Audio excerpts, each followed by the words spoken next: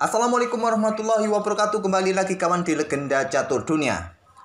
Banyak event turnamen yang berbarengan untuk hari Selasa ini kawan. Jadi sementara kita tinggalkan salah satunya yaitu Levitov Chess Week. Kita akan coba intip turnamen online AI Cup yang merupakan seri ke-6 dari rangkaian Champion Chess Tour 2023. Sudah memainkan event utamanya babak knockout tadi malam dan hasilnya sebagai berikut kawan. Di babak pertama atau quarter final, Magnus Carlsen langsung berjumpa dengan Hikaru Nakamura. Ada misi balas dendam dari Hikaru Nakamura di partai semalam, tapi sayangnya gagal. Hikaru Nakamura kembali dikalahkan oleh Magnus Carlsen. Magnus Carlsen memetik 2 kali kemenangan, 1 kali remis, dan nanti Magnus Carlsen akan bertemu dengan Ian Nepomniachtchi setelah Ian Nepomniachtchi juga mengalahkan Anish Giri dengan skor 2 kali kemenangan dan 1 kali remis. Partai yang lain ada Alireza Firoza ini dikalahkan oleh MVL dengan 2 kali kekalahan setelah sebelumnya 2 game awal, game pertama, game kedua remis. Dan partai yang lain ada Denis Lazovic yang memaksa Shakhdar Mamedyarov ini melanjutkan ke permainan Armageddon. Tapi Mamedyarov menang dan melaju ke babak berikutnya akan berhadapan dengan MVL. Tapi tenang saja, para pemain yang kalah dari bracket atas masih punya kesempatan turun ke bracket bawah. Nakamura akan berhadapan dengan Anish Giri dan Alireza Firoza akan berhadapan dengan pecatur muda asal Belarusia, Denis Lazovic ini. Cukup menarik kawan, pertempuran antar anak muda. Ya dibilang sedikit agak senior. Alireza Firoza ini berbeda sekitar 2-3 tahunan atas Denis Lazovic ini kawan. Tapi Denis Lazovic ini sudah mulai naik daun kawan akhir-akhir ini dalam permainan online.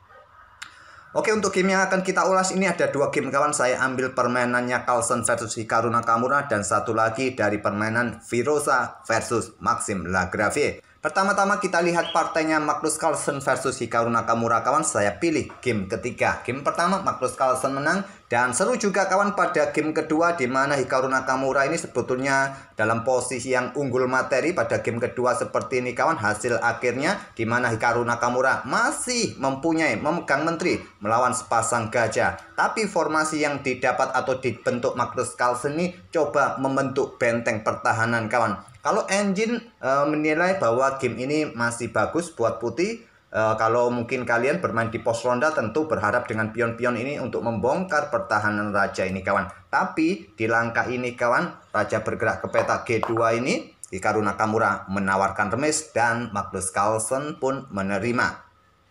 Kita tidak otak-atik game ini kawan, kita otak-atik game ketiga ini juga tak kalah bagusnya. Tentu saja hasilnya Magnus Carlsen menang kawan. Langsung saja ready opening diawali oleh Magnus Carlsen. Sebentar, suaranya saya agak sedikit pelankan supaya tidak double suaranya untuk masuk recording. Kuda F6 dipilih Hikaru Nakamura, pion C4, ada pion D6, di sini kuda C3. Kita masuk ke permainan English opening setelah pion C4 diawali ready opening kuda F3 tadi. Pion G6 berencana ingin bermain dengan King's Indian Defense kawan. Dan berlanjut ke King's Indian Defense setelah pion E4 gajah G7 pion D4. Rokade King's Indian Defense dimainkan oleh Hikaru Nakamura. Gajah E2 kuda A6. Ini cukup menarik di jalur permainan King's Indian Defense. Dimana kita tahu, mungkin sebagian kawan-kawan juga tahu bahwa salah satu pemain era modern saat ini yang jago bermain dengan King's Indian Defense, yang sering sukses dengan King's Indian Defense adalah Hikaru Nakamura. Jadi King's Indian Defense ini merupakan juga salah satu senjata Hikaru Nakamura saat pegang hitam. Kalau pemain kita kawan ada Novendra Priasmoro yang sangat suka dengan King's Indian Defense. Jika kalian mengikuti permainan Priasmoro saat pegang hitam untuk melawan pion D4 kawan, dia bermain dengan pembukaan King's Indian Defense. Kuda A6 kawan. Pada game ketiga ini Hikaru Nakamura mau tidak mau harus bisa memetik kemenangan untuk memaksa melanjutkan ke game keempat. Kalau kalah artinya Hikaru Nakamura tidak bisa melanjutkan game keempat. Dia tidak memilih jalur utama dengan pion E5 kawan. Dalam live streamingnya Hikaru Nakamura menekankan bahwa pada game ini kalau dia memilih jalur ini yang ditakutkan simplifikasi dari Magnus Carlsen baku hantam di sini kawan. Seperti ini bisa dilanjut baku hantamnya kawan. Kalau kalian pada posisi ini kuda putih lebih memilih ambil pion F7 ini salah kaprah kawan. Di sini putih akan kalah cepat. Oleh karena itu Hikaru Nakamura bermain dengan kuda A6, Carlsen rokade, baru sekarang pion E5 kawan. Gajah E3 tidak melanjutkan baku hantam di sini kawan. Apa yang menjadi pembeda di sini dengan variasi pion E5 setelah kuda A6? Ya dilanjut seperti ini kawan. Ya baku hantam bisa juga tetap dilanjutkan atau menteri ke petak C2. Kalau baku hantam tetap dilanjutkan seperti ini, kuda ambil pion yang ada di petak E5, kalian balas kuda ambil pion yang ada di petak E4. Perbedaannya ya di sini tadi kawan sudah ada aktivitas kuda yang mendahului. Gajah E3 dilanjutkan Carlsen melanjutkan pengembangan backup pionnya di petak D4 ini. Di sini ada kuda G4. Langkah gajah tadi juga salah satu bentuk provokasi dengan kuda G4 dari Karu Nakamura. Selain itu juga persiapan pion F4-nya kawan. Karakteristik permainan Kings Indian Defense dengan pion-pion sayap rajanya walaupun dia sendiri rokade di sayap raja. Gajah G5, langkah provokasi juga dari Magnus Carlsen memainkan pion F6 atau nanti pion H6 di sini. Setelah menteri bergeser kawan melanjutkan membuka permainan dengan pion D pukul pion E5, pion D ambil balik pion D5, menteri bergeser ke C1. Coba lihat di sini kawan, ancamannya nanti kuda dipaksa mundur menantang pertukaran gajah gelap. Diancam terlebih dahulu dengan pion H6. Selepas gajah mundur ke petak D2, awas ada ancaman di sini kuda mundur, gajah siap ambil, raja naik langsung ke petak H7, backup pionnya di sini. Pion C5 ditawarkan oleh Magnus Carlsen, langkah cerdik di sini kawan menawarkan pion. Kalau Stockfish hantam saja pion di sini.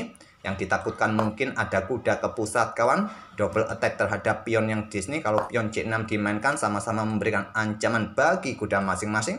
Ya kuda akan garbu menteri, garbu benteng. Seumpama kuda di sini langsung lompat ke petak E6 untuk jaga pion, ya baku hantam terjadi di petak C7 ini. Posisi menteri putih sangat aktif di sini kawan. Tekan pion di sini, tekan pion di sini, tekan pion yang di sini.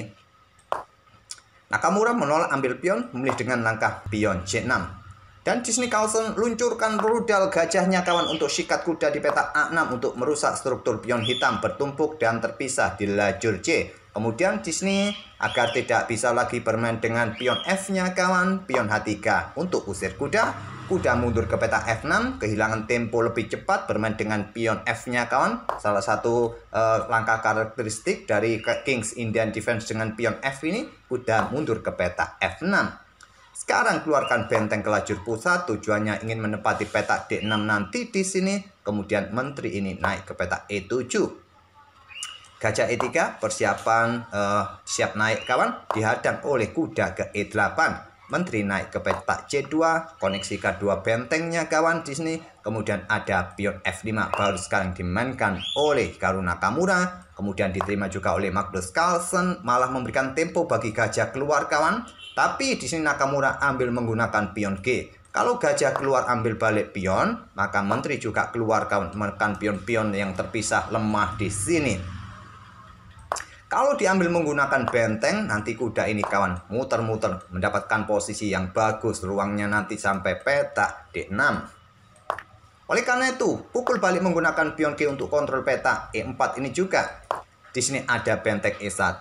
Menteri bergeser ke F7, kemudian ada benteng satunya digeser dikeluarkan kawan. Benteng G8 persiapan di lajur G, menteri juga siap keluar, tekan kuda F3 nanti. Di sini menteri ke-4 saran dari Stockfish, memilih dengan langkah kuda ke E2 Carlsen, gajah E6 lanjut Nakamura, pengembangan gajahnya kawan dan bentengnya siap juga dikeluarkan. Kuda G3 mentekan pion yang di sini bersama kuda satunya, mungkin nanti kawan juga persiapan untuk memberikan tekanan di petak G6 apabila pion ini didorong maju, terbuka akses menteri mendukung kudanya yang manuver-manuver nanti kawan. Raja mundur ke petak H8 untuk menghindari pin, malah langkah ini langkah kesalahan. Stockfish menyarankan pion E4 saja, blokade sekalian kawan diagonal terang ini. Tapi mundur menghindari pin. Dan di sini menteri ke C3 menurut Stockfish kawan, tapi memilih dengan langkah kuda ke H4, tekan pion yang di sini, malah memberikan kesempatan garbuan di sini kawan.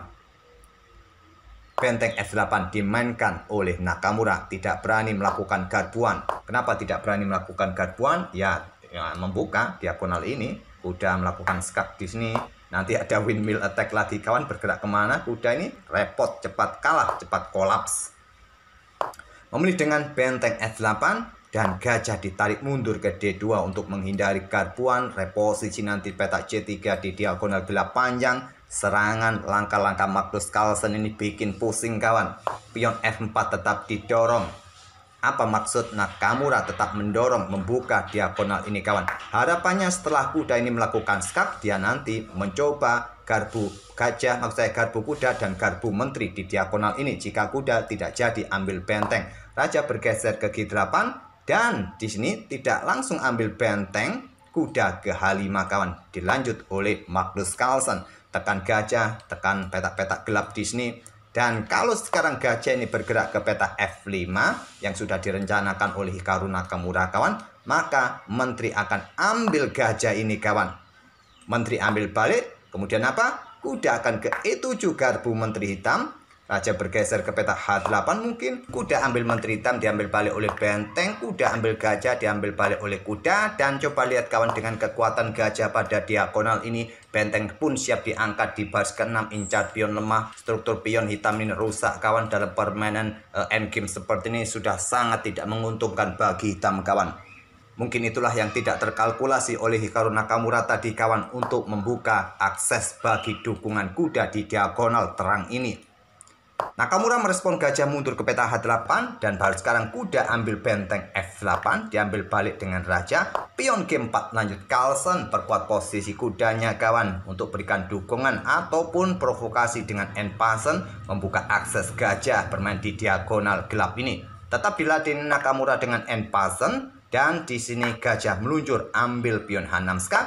Raja bergeser. Kalau blokade dengan gajah menantang pertukaran, ya baku hantam di sini. Diambil balik dengan kuda dan di sini pion pukul pion, benteng siap beraksi kawan di lajur G. Sudah kolaps posisi Hikaru Nakamura.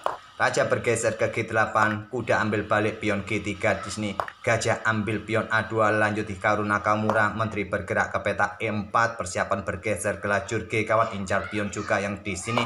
Kemudian gajah blokade ancaman terhadap pionnya, ancam menteri. Menteri bergeser ke G4 skak, lanjut Magnus. Raja bergeser ke H7, menteri ke H4 kawan, persiapan discover. Gajah siap membuka jalan. Raja mundur kembali ke G8, kuda diaktifkan sekarang untuk mencoba menepati atau menghadang pergerakan kuda ataupun gajah di sini kawan. Siap juga lompat nanti ke peta D6 dan di sini tidak langsung disikat. Kalau disikat ya diambil balik oleh benteng. Siap juga angkat benteng, segera digeser ke lajur G kawan, memilih dengan langkah menteri bergerak ke F5. Benteng D3 siap digeser ke lajur G, ke lajur F kawan. Kemudian ada kuda G7, kuda F6 skak, raja ke F7 dan kuda ambil gajah sekarang. Di sini menteri ambil benteng, tapi memberikan kesempatan dukungan bagi menteri meluncur serangan ke peta E7 skak. Raja bergerak ke G6, menteri ke peta D6 skak. Raja mundur ke F7 dan menteri D7 skak. Raja hanya bisa bergerak ke peta-peta ini kawan. Kalaupun ke peta F8 di sini ya bisa dengan langkah menteri ini bisa melakukan skak di sini dan kemudian diakhiri dengan kuda F6 skak. Kalau bergerak ke sini raja kawan ke peta-peta terang, tentu ada langkah kuda ini bergerak ke peta ini untuk melakukan skak, menteri jatuh. Tak perlu saya otak-atik lagi game ini kawan. Di sini game ketiga Magnus Carlsen menang dan melaju ke babak berikutnya bertemu dengan Iane Boniaji malam ini. Oke, kita lompat ke game lainnya dari permainan MVL versus Alireza Firoza. Saya pilih game keempat, cukup seru permainan ini kawan. Langsung saja mereka bermain dengan karokan defense, memilih variasi klasikal dengan kuda C3. Baku hantam, pion D pukul pion E4, diambil balik oleh kuda gajah F5 kawan. Dan kebanyakan kuda ini lari ke peta G3, jalurnya seperti ini kawan. Saya akan tunjukkan variasinya mungkin sebagai bahan referensi kalian. Gajah mundur ke peta G6, ada pion H4, kemudian di sini ada pion H6 untuk ya berikan ruang bagi gajah mundur jika ada serangan. Baru kuda F3 dan melanjutkan kuda D7 di sini. Selanjutnya ada pion H5, gajah mundur ke peta H7, ditantang dengan gajah D3, kebanyakan langsung bertukar, diambil balik oleh menteri. Baru sekarang pion E6 dilanjutkan oleh hitam. Gajah D2 persiapan rokade panjang, kuda G berkembang ke F6, rokade panjang. Setelah gajah E7 juga rokade di langkah berikutnya, jalur klasikal. Memilih menterinya langsung keluar ke peta F3, pilihan nomor 3 kawan. Gajah mundur ke peta G6, tetap mempertahankan posisi. Kemudian pion C3 perkuat posisi pion dari ancaman menteri hitam. Di sini ada kuda berkembang ke D7 sebelum kuda F6. Gajah C4 lanjut MVL. pion E5 tantang Alireza ditolak, melanjutkan pengembangan kuda ke E2, membuka petak pusat dengan pion E pukul pion D4, diambil balik menggunakan pion, walaupun pion ini terpisah, tujuannya jelas untuk perkuat posisi sentralnya kawan. Ada gajah B4 skak, blokade dengan kuda ke C3, baru sekarang kuda G berkembang ke F6, segera rokade kedua pemain rokade pendek. Gajah B3 ditarik mundur, mencoba nanti reposisi ataupun juga menghindari tekan-tekanan tempo dengan langkah pion B5 ini. Menteri ke A5 tekan kuda, dibiarkan saja kawan, melangkah kuda ke F4 serang gajah. Gajah ke F5 dipertahankan, pion H3 kontrol petak G4 dari ancaman gajah terhadap menterinya ini. Benteng Fe8 dikeluarkan Alireza, ada pion G4 ancam gajah, gajah E4 ancam menteri, sikat langsung dengan kuda, lakukan pertempuran di petak E4 jual beli, diambil balik oleh benteng. Tujuannya untuk segera double benteng di lajur E, ancam pion Disney, terlebih dahulu benteng D1 jaga pion. Benteng AE8 ditumpuk, persiapan pertempuran di petak E1 dicegah, blokade dengan gajah E3. Dan gajah D6 sudah tidak ada lagi tugas di sini, jadi dia mencari posisi serang yang lebih efektif. Benteng AC1, kemudian kuda B6 kawan, persiapan menuju pusat di sini, kemudian gajah ini direposisi ke C2 serang benteng. Benteng mundur ke petak E7, gajah kembali ke B3. Kemudian kuda yang ke E4 lanjut Alireza, persiapan manuver dicegah dengan pion H4. Stockfish menyarankan pion D5 kawan langsung di sini. Atau kuda ini bergerak ke petak D3, memilih dengan pion H4, kemudian gajah sikat kuda F4. Diambil balik oleh gajah, kemudian kuda ini ke pusat ke D5, coba ancam gajah gelap, dibiarkan benteng diangkat naik ke petak C2 kawan. Kemudian di sini kuda bergerak ke petak B4. Walaupun terlihat mencoba menyerang benteng, tekan pion yang di sini kawan, cukup bagus juga pergerakan kuda, tapi Stockfish tidak terlalu menyukainya, langsung saja sikat gajah gelap ini kawan. Selepas diambil balik oleh menteri, kuda ini coba reposisi ke F6. Memilih kudanya ke B4 serang benteng, benteng bergeser ke E2, kuda ke pusat ke D5 kembali, dan di sini benteng ditumpuk di lajur E kawan. Dan kuda E lompat mundur ke F6 menantang pertukaran benteng, diterima, diambil balik dengan kuda, tidak melanjutkan pertempuran benteng, kemudian benteng diangkat naik ke petak E5 serang menteri. Dan blokade dengan kuda ini bergerak lagi ke petak D5, saran dari Stockfish menantang pertukaran benteng kawan, tapi memilih dengan menteri mundur ke D8 terlebih dahulu. Ada gajah G5, serang kuda, serang benteng Disney. Stockfish menyarankan bergerak dengan kuda F ke petak D5 kawan, tapi memilih ambil pion di petak D4. Tentu saja struktur pion rusak di depan raja ini. Kemudian menteri ambil pion F6, coba tekan kuda yang Disney. Menteri hitam ambil pion G4 skak, raja bergeser ke F1, menteri G7 menantang pertukaran, ditolak bergeser ke D6, tetap tekan kuda, menteri mundur ke petak F8 dan dorong pion H5 MVL. Yang terkuat, menteri ini bergerak ke petak C7 kawan, mencoba mempredeli pion-pion ini. Mungkin kuda ini akan bergerak ke D5, ancam menteri menantang pertukaran benteng. Benteng terlebih dahulu skak kawan, setelah raja bergeser ke petak H8 dan mempredeli pion-pion di sini kawan. Memilih pion H5, sayangnya di sini Alireza blunder, kuda bergerak ke petak D5, dari tadi merupakan pilihan yang bagus agar benteng ini juga segera aktif, tidak overload. Kuda ini kena tekan kawan, tapi blunder, raja ke petak H8, menteri F6 skak, blokade oleh menteri. Menteri ambil pion F7 kawan untuk mendapatkan benteng di sini, melepaskan bentengnya, diambil Alireza dan menteri ambil benteng E8. Ternyata langkah yang kurang presisi, hilang kesempatan menang. Pion F4 dimainkan, merupakan pilihan terkuat kawan. Tujuannya apa? Tujuannya untuk meninggalkan diagonal ini kawan, dan ada ancaman skakmat kalau menteri meninggalkan petak gelap. Dan juga agar menteri ini tidak menjaga kudanya di sini kawan, nanti ada benteng disikat oleh menteri, raja naik, temponya kuda juga jatuh dengan pion F4 terlebih dahulu. Ambil contoh melakukan skak di sini kawan, ya bisa diblokade oleh gajah kawan. Dan awas, ada ancaman di sini, ancam skakmat. Terpaksa menteri ambil gajah kawan, dan kalian bisa menang lebih cepat. Seumpama di sini menteri ini mundur ke petak G7 untuk mencegah ancaman skakmat itu, ya benteng ini kena sikat kawan oleh menteri, blokade oleh kuda di petak G8. Nah, pion H6 siap didorong. Kalau diambil, meluncur kawan menteri dengan dukungan gajah, skakmat. Kalau ada tantangan menteri ke petak G6 nantang pertukaran, kalian tahan diri, bergerak saja ke petak D8, membuat langkah menunggu kawan. Dan kuda pun sudah tidak bisa bergerak lagi di sini, sudah tidak ada pilihan terbaik. Ambil contoh pion B5 kalian mainkan, gajah sikat kuda. Kalau diambil oleh menteri kawan, menteri ke sini skak dan skak mat juga. Memilih dengan langsung ambil benteng E8 skak. Raja naik, tidak bisa ambil kuda karena ada menteri hitam di sini. Kemudian menteri F7 lagi skak, raja ke H6 dan di sini Stockfish menyarankan gajah ke D1, memilih gajah ke petak C2. Gantian Alireza Firoza melakukan skak, raja bergeser ke lajur G, skak lagi, bergeser lagi ke F1, skak lagi di petak C1, menteri ambil gajah dan menteri putih F8 terlebih dahulu. Setelah raja ambil pion H5, menteri ambil kuda. Sekarang giliran Alireza Firoza mencoba mempredali satu persatu pionnya MVL dan juga di sini MVL balas ambil pion H7 skak, raja G5 skak terlebih dahulu. Pergerakannya sedikit demi sedikit, pion-pion juga jatuh kawan. Kemudian raja bergerak ke D5, raja putih G3, pion C5 mulai didorong oleh Alireza. Pion F4 juga didorong siap promosi, pion C4 siapa yang lebih cepat mempromosikan pion kawan. Ada skak blokade dengan pion B5, skak lagi kawan, bergerak ke petak E4, skak lagi di sini, raja D3 skak lagi, ada raja ke E3 skak lagi, raja ke D2 dan pion F5 mulai didorong. Dorong pion juga C3, skak di sini kawan, raja ke C1 dan di sini menteri ke pusat ke E5 yang terkuat kawan. Coba pin pion di sini.